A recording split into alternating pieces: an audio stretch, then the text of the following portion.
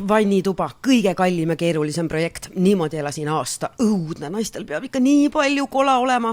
Peab. Mis seal ikka käärime käised ise, sest küsisin ka hinnapakkumist Getapro keskkonnas, kus sain vastuse 6 tonni. Läks 2.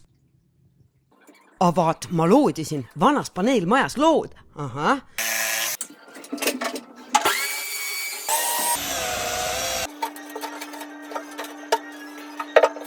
Vello Vaher peaks ma enda tsirkusetruppi võtma.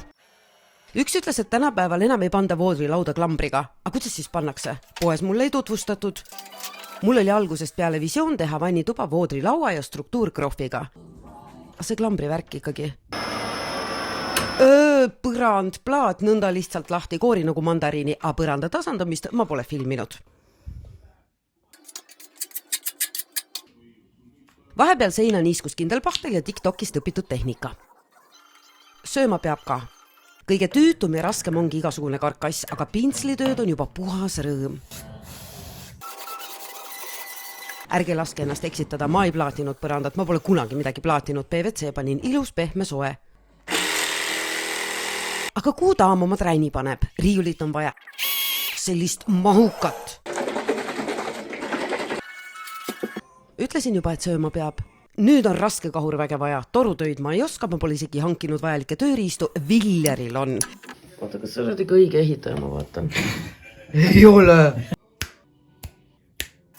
Jeebus, ma nikerdasin kraanikausi tasapinda 3 korda. Segistipanek ei ole enam küsimus. Ants Krohe on lihtne ja hea. Roosa pliiats tukse tunkedega koos sain.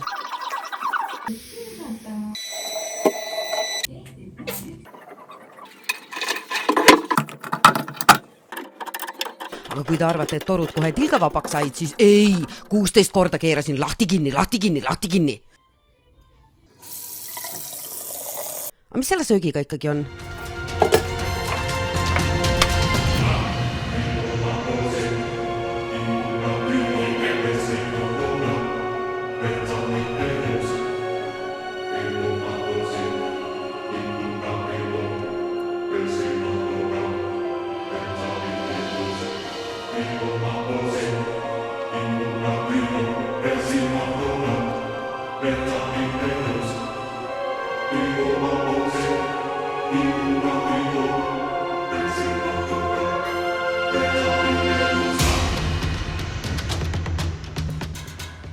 Julm aga ilus. Ma ei taha enam ehitada.